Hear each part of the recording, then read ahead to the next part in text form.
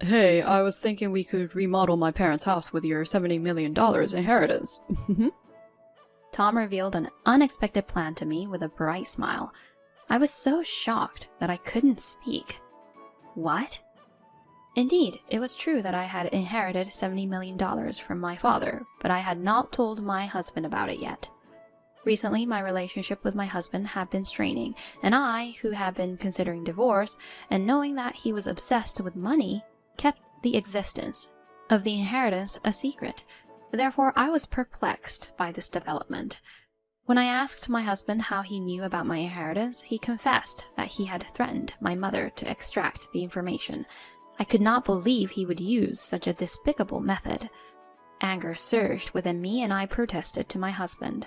However, he sneered and said, It doesn't matter what you say because it's already contracted, so no matter how much you protest, it's useless. My name is Emily. I am 28 years old and work at a major bank. I had always dreamed of getting married, but due to the busyness of my job and a lack of encounters with the opposite sex, I eventually registered with a marriage agency. There, I met a man named Tom, who was a year older than me. Tom was a delivery driver, and his cheerful personality and enjoyable conversation were charming, and I was attracted to him. I worked in an all-male environment and never met a wonderful woman. I'm really happy to meet a wonderful, responsible woman like you, Emily. I felt genuine affection as he spoke bashfully. I'm so happy to be spoken to like that. Hey, would you spend time with me if you're okay with it? I'm considering marriage, too. My heart was filled with joy at Tom's invitation, and steadily our relationship deepened, and we got married 3 years ago. I believe we, as a married couple, were genuinely close at first. Without minding that my salary was higher, Tom praised me. He often told me things like, Emily is really wonderful. You're a career woman, aren't you? However, 3 years after registering our marriage, Tom's attitude changed.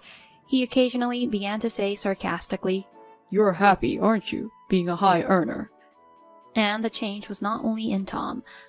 My in-laws, who were so kind, began to take a high-handed attitude toward me. They were very kind at the beginning of our marriage, too. Oh, it's wonderful that you work at a major bank, Emily. You must have put in a lot of effort so far. I'm so happy that Tom's wife is a wonderful woman like you. No, not at all. I am the one who is happy to be married to Tom.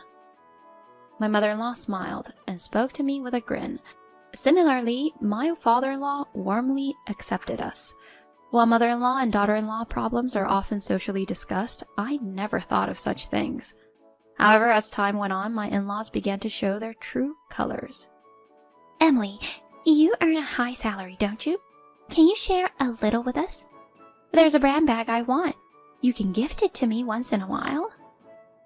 My mother-in-law asked as if it was a natural thing to do. But didn't I just present new clothes to you for your birthday the other day? Also, I avoid lending and borrowing money even among family members. When I refused, my in-laws got angry. How rude! We approved of the marriage because you work at a major bank. Personally, I hate you. I don't know if you are smart or not, but it's infuriating how you always speak your mind clearly. An excited mother-in-law yelled at me. Yeah, that's right. We don't need a daughter-in-law who doesn't give us money. It's natural to give presents on birthdays, right? We're not talking about that. We're saying give us money. We're urging you like this because you never give us money. Not understanding such a thing, you're the worst daughter-in-law. Both the father-in-law and mother-in-law were in accord, directing their criticism towards me. Tom did not defend me, agreeing with them instead. On the contrary, Tom would frequently say, You make good money, so this much should be fine. Going out to dine or arbitrarily buying expensive appliances. Of course, his salary alone couldn't cover these expenditures, and I always had to make up the difference. Consequently, unable to endure the harsh treatment from Tom and my in-laws, I began to consider divorce. Since we did not have children yet, the barrier to divorce did not seem high. Therefore, I decided to proceed with preparations for divorce. When I told Tom, let's get divorced, he avoided discussing it and would not confront the issue. Huh? Divorce? Sure, some other time. I'm tired, so I'm going to sleep now. Wait a minute. Tom, we need to talk about our divorce today. Ignoring my words, Tom hastily went to the bedroom.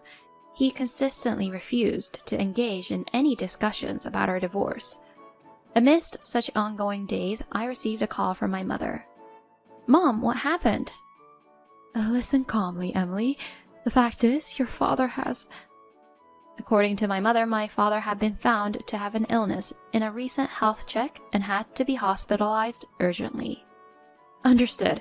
I will go to the hospital right away. As I hastily got ready and was about to leave the house, Tom asked me where I was going. When I explained my father's situation, Tom showed no interest, responding only with a nonchalant, I was disappointed by his indifferent attitude towards his father-in-law. However, time was of the essence, so I disregarded Tom and decided to head to my father's hospital. I visited the hospital and, together with my mother, headed to the examination room where the doctor was. The news from the doctor was grave. My father was harboring malignant cancer, and his remaining time was limited. Upon receiving this shocking news, my mother and I were lost for words, enveloped in sorrow. Although I hesitated to inform my father, he wanted to know the details about his illness and also wished to be clear about his remaining time. Therefore, everything was disclosed to him. After returning home, while I was in the depths of sorrow, Tom lightly inquired, Did you go to my father-in-law's hospital? So, how was it? You look so gloomy, so I guess it's pretty bad, huh?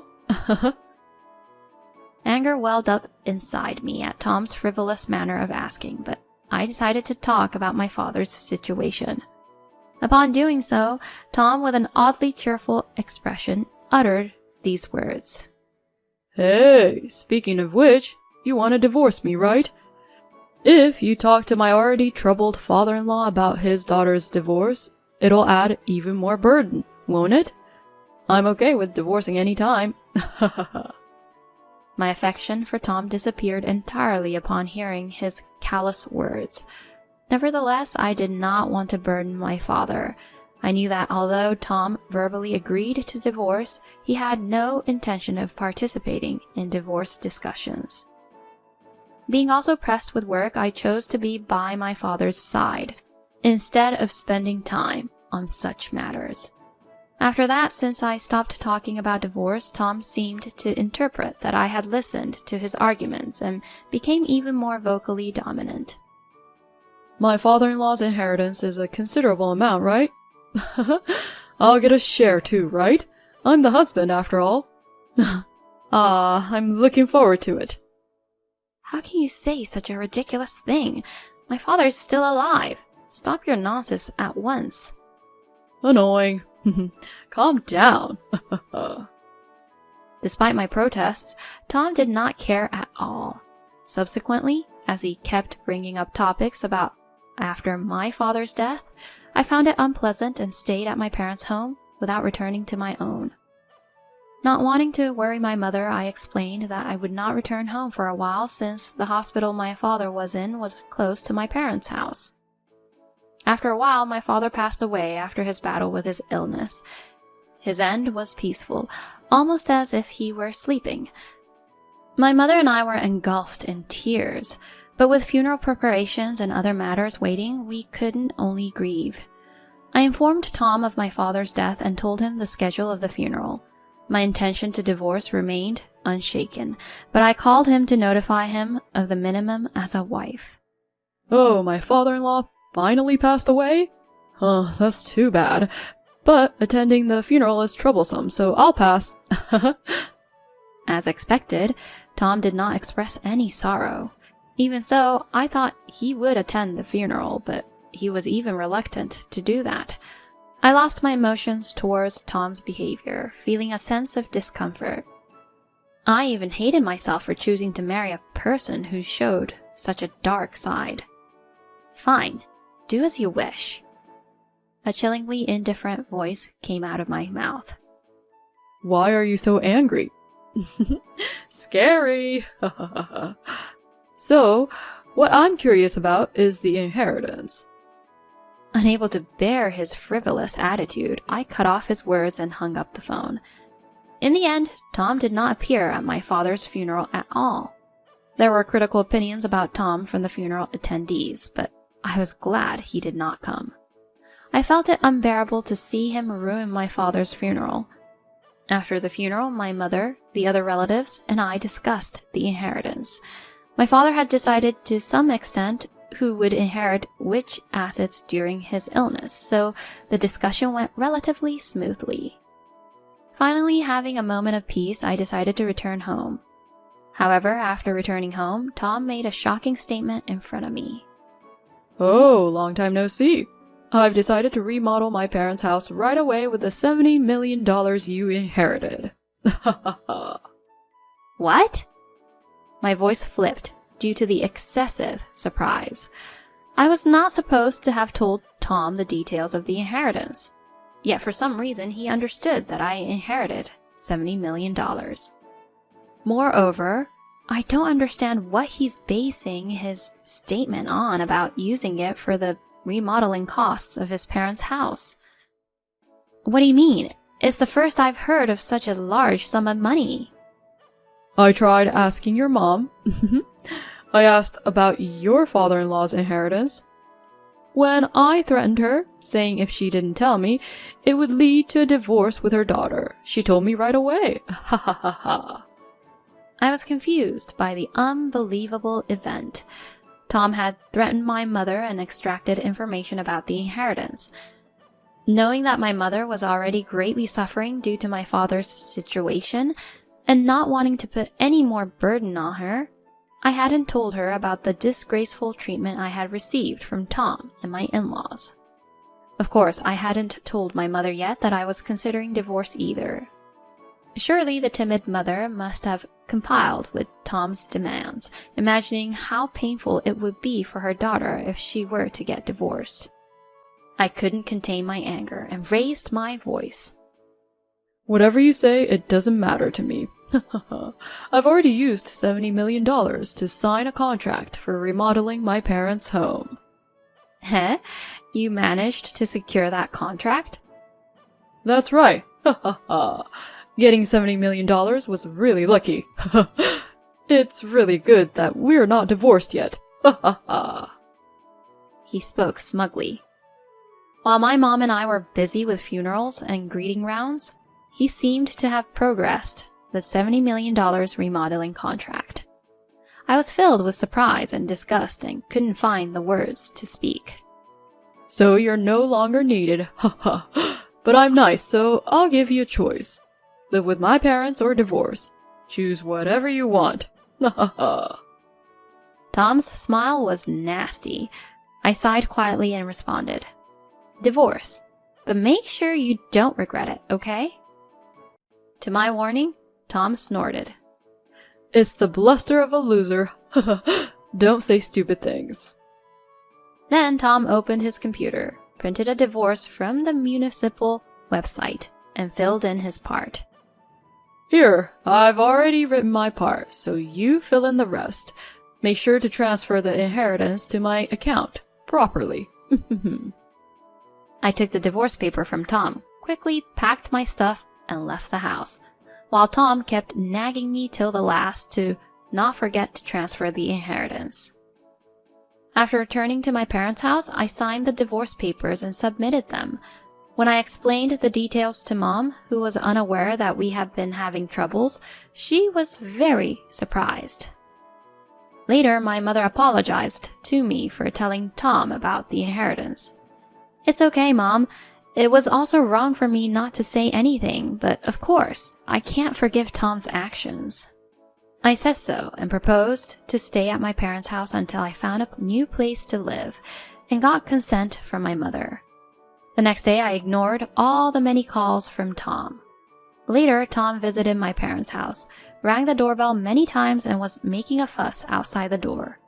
I continued to ignore Tom, but he showed no signs of leaving. Hey, open up. You're in there, aren't you? Open the door. Emily, we're going to bother the neighbors at this rate.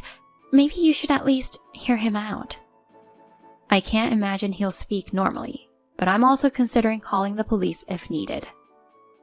Thinking that Tom would continue to make a fuss in front of the entrance forever like this, I gave up and opened the door slightly. Of course, I kept the chain on for safety. Stop it. You're bothering the neighbors. Emily, when are you going to give me 70 million? You said you'd transfer it to my account. I can't pay for the remodeling. Watching Tom continue to shout and try to tear off the chain by pulling the door, I calmly and gently smiled and replied, "You should have expected this." Tom responded with a bewildered expression. Huh? What's so obvious? I explained slowly. What I inherited is my father's precious villa, not his deposit, so I can't transfer it, can I? Tom showed a surprised expression at those words. Huh? What does that mean? I continued with a smile. Moreover, the very fact that a renovation contract for $70 million has been established is unbelievable. Normally, an appropriate amount of funds is required to enter into such a high-value contract. Tom answered, a bit perplexed. That's because a relative runs a construction company and there's a prospect of receiving $70 million, so they allowed it through the screening. Finally, I could understand with that explanation. I see, so that was it. But that has nothing to do with me. You remember when we divorced, I told you not to regret it, right? Then Tom said, unable to suppress his anger. Stop joking. What is that? I've already paid a deposit of $1,000. I was thinking about the rest of the payment. Now I can't pay it. What should I do? Tom is panicking, his voice nearing a scream. A wife's property should be her husband's. It might not be cash, but give me that 70 million villa. You only left the house yesterday and should not have filed for divorce yet. We are still a couple, aren't we? I answered calmly. You seem to misunderstand, but inheritance isn't considered marital property, so the inheritance is mine. Also, I have already filed for divorce. We're no longer a couple, but strangers. Tom expressed disappointment, speaking in an enraged voice. Don't mess with me. I'll cancel the divorce, and give me the inheritance. Hurry up! Tom reached out his hands towards me, trying to grab me, so my mother immediately reported to the police. Tom pulled his hand back in a hurry when he saw my mother talking to the police, but then suddenly smiled. That's right. I don't need you anymore.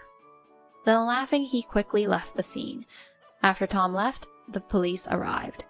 Thanks to opening the front door and filming, it was expected that the police would be able to respond to the incident. I was contacted again by the police 3 days later. They had found documents related to my father's property, so I went to the police station. There, a shocking truth awaited. Tom, who had stolen the documents, took them from my bag while I was preparing to leave the house. Tom, what's going on? Explain. I asked, filled with shock and anger. Tom replied with a sulky expression. When I heard that you inherited 70 million, I thought there might be cash in the bag, so I rummaged through it. Then I noticed there were important-looking documents, so I kept them. However, Tom did not check the documents afterwards. It seems he realized the importance of the documents after hearing that my $70 million inheritance was not cash, but a villa, while he was shouting in front of my parents' home. Tom thought that by selling the official copy of the registration certificate, he could liquidate an inheritance of $70 million and had approached a real estate agent proceeding with the sale procedures, bringing his in-laws with him. But when I went to the real estate agent and tried to proceed with the sale, they said it couldn't be sold because the name on the registration is still your father's. Because the procedure for the change of name hadn't been completed yet, the property was registered not in my name, but in my father's. Even after the name change procedure is complete, it will only be in my name. And of course, since I'm not the person in question, it can't be sold either way. The staff, who became suspicious due to Tom's dubious behavior, reported it, and the police rushed to the scene, escalating the situation. I just went to sell it on behalf of my father-in-law. I didn't steal anything. No, I did not ask for any sale, and this person took the documents without permission. Tom was later arrested on suspicion of theft. Despite his desperate defense of his actions, the evidence was against him. Moreover, the document is a copy, and it cannot be sold. Tom fell silent and eventually had no choice but to accept the arrest. Not only did the in-laws lose a down payment of $1,000, but due to Tom being arrested and consequently being exposed as a criminal in the media, their life in the local community became difficult, and they were ultimately forced to move. Later, the in-laws bore a grudge against the real estate agent who reported to the police, spreading false rumors and persistently making malicious prank calls. So the real estate agent, in retaliation, sued the in-laws for obstruction of business and fraud, resulting in the in-laws paying a substantial settlement to avoid a court battle. The in-laws, now in a predicament, called me for help. Emily, please, lend us some money. Our savings are gone after paying the down payment, and now we've had to take out a loan to pay the settlement. We're unrelated now, okay? We're divorced, so we are strangers to each other. But you're not struggling for money, right, Emily? Please, help us a little. We will pay you back. I can't trust you. I'm hanging up now. I spoke coldly, hung up the phone, and subsequently blocked their number.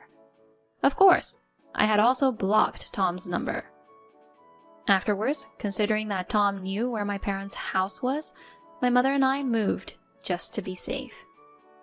The $70 million villa was officially put up for sale and quickly found a buyer.